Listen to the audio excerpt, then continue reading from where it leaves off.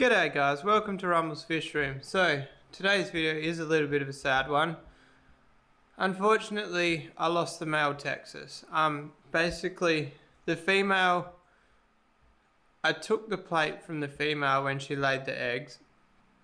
And the girls can go a bit funny when you steal plates. I can understand why.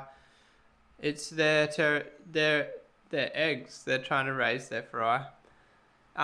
So she flipped out and she actually attacked the Texas cichlid. Now I'm not hugely devastated because I was actually going to sell the Texas once I got this batch, because as you guys know, I'm trying to get a couple of generations through for but basically I don't have a use for the Texas once I get the F1 cross. So I was going to sell him, but it's not the point of the money, it's just the point that it's a fish that I lost.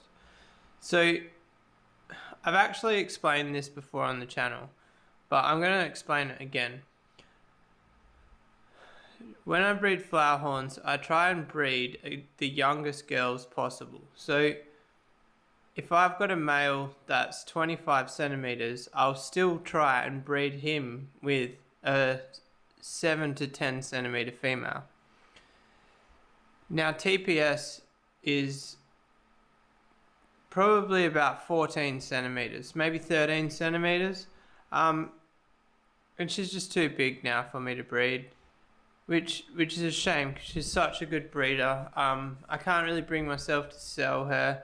I'm not saying you can't breed them when they're this big, but for someone like me that works full time, I'm at work 10 hours a day and I come home and I've got to leave the fish together sometimes just because I can't be here to get them when they're laying eggs. So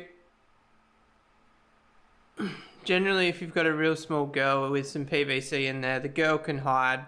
So the chance of her dying is actually reasonably low risk. Now, I say reasonably low risk, but obviously there is always going to be quite large risk with flower horns. But the Texas was very passive and I put him with a big girl. It was a recipe for disaster. It's actually the exact same way I lost Charles. I put the Viha with Charles, the Cinspillum, and the Cinspillum attacked his face. Oh no, it was the Hartwigi, sorry.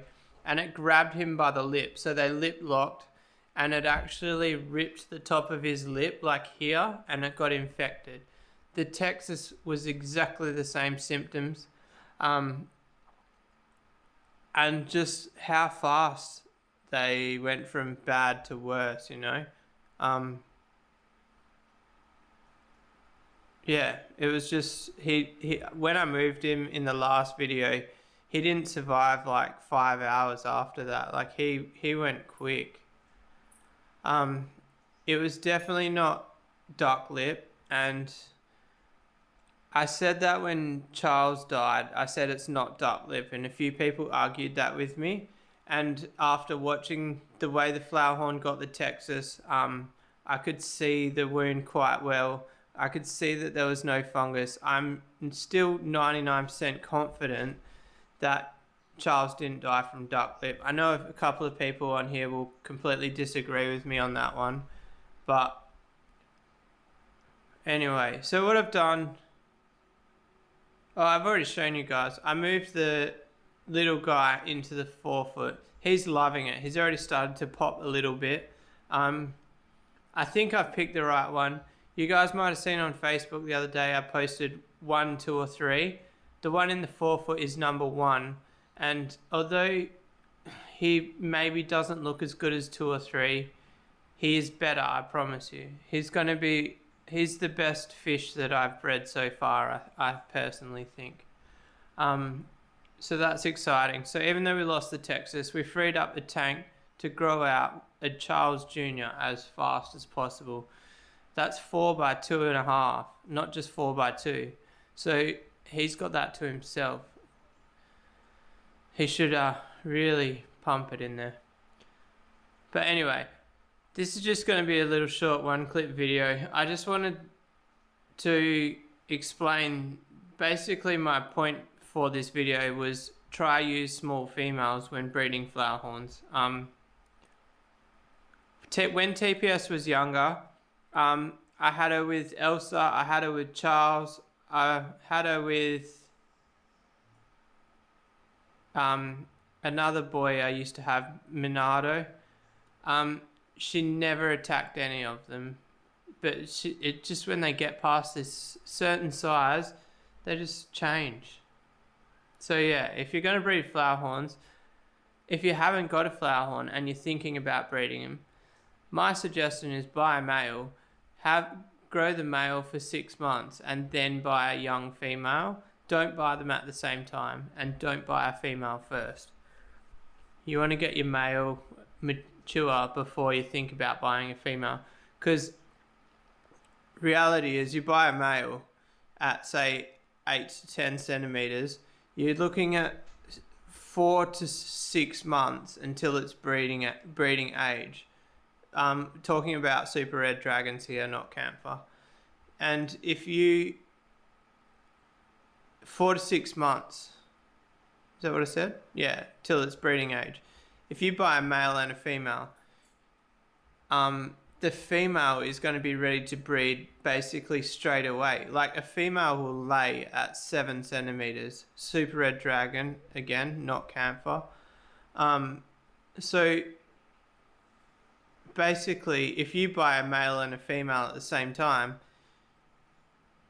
there's going to be 4 to 6 months that the female's laying that the male's not ready. So that's 4 to 6 months that your female is growing in size, and then by the time your male is ready, the female is the same size as the male, and that's going to be a drama because the big girls aren't good for breeding. So hopefully that gives a bit of a lesson to a couple of people out there. Anybody that breeds flower horns, if you agree with me, drop a comment. This is just my experience, guys. I haven't bred a huge amount of flower horns. Like, I've only bred 2 females because basically they've been such good layers that like TPS, I've been breeding her for probably a year now. Like, I've really tried to keep her going because she's just a perfect layer. Huge batches, but I'm not sure what to do with her now. Anyway, what are we doing in tomorrow's video, guys? Who knows? Tomorrow's video is actually today as well, because I didn't record a video yesterday, so I'm a day behind, and we're going to play catch-ups. But it doesn't really matter because tomorrow's Saturday. I can film a couple of videos. Yeah, I don't know. I really want to take on a big project. Well, not big, but a really exciting project. I've got all the parts here to do it. And no, it's not the ply tank. Sorry, guys. I should work on the ply tanks. I'm looking at them right now.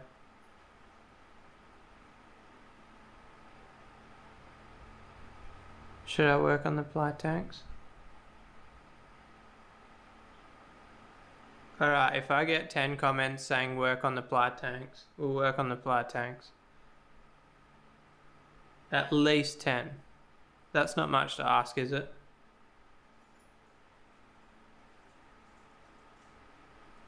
Is it? They say you shouldn't have long pauses in YouTube videos.